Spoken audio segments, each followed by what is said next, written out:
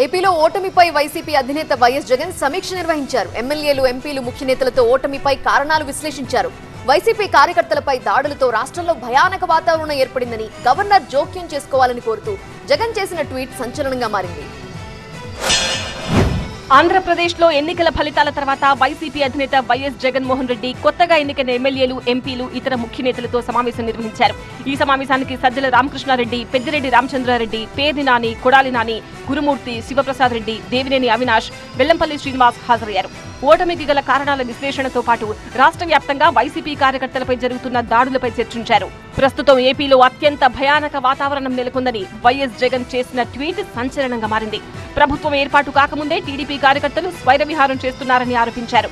గ్రామ సచివాలయాలు, ఆర్బీకే లాంటి ప్రభుత్వ, ప్రైవేట్ ఆస్తులను ధ్వంసం చేస్తున్నారన్నారు. వైసీపీ కార్యకర్తలకు రక్షణ లేకుండా పోయిందన్నారు. అధికార పార్టీ ఒత్తిళ్లతో పోలీసు వ్యవస్థ నిస్తేజంగా మారిపోయిందన్నారు. గవర్నర్ వెంటనే జోక్యం చేసుకుని టీడీపీ అరాచకాలను అడ్డుకోవాలని వైఎస్ జగన్ ట్వీట్ చేశారు.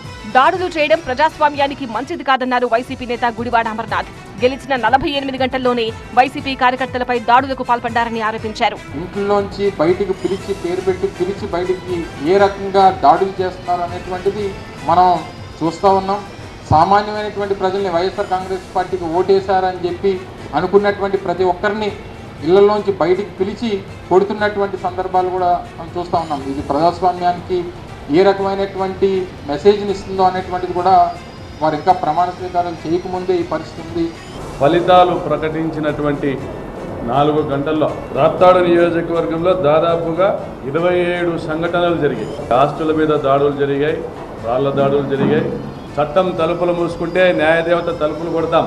వైసీపీ కార్యకర్తలపై దాడులు చేస్తే సహించేది లేదన్నారు వైసీపీ నాయకురాలు ఉషశ్రీ చరణ్. టీడీపీ వాళ్ళు ఎంత దాడి చేసినా, ఎన్ని కుట్రలు పండినా కూడా ఒరిగేదైతే ఏదీ లేదు. టీడీపీ వాళ్ళందరికీ కూడా హెచ్చరిక అయితే జారీ చేస్తున్నాం. ఎవరు కూడా మన కార్యకర్తల జోలికి వస్తే మాత్రము నిజంగా వాళ్ళు ఇచ్చిపెట్టేదైతే ఉండదు. ఖచ్చితంగా న్యాయ పోరాటం వరకు మేము చేసుకుంటామని చెప్పారు. టీడీపీ కార్యకర్తలు దాడులు ఆపకపోతే న్యాయస్థానాలను ఆశ్రయిస్తామని వైసీపీ నేతలు తెలిపారు.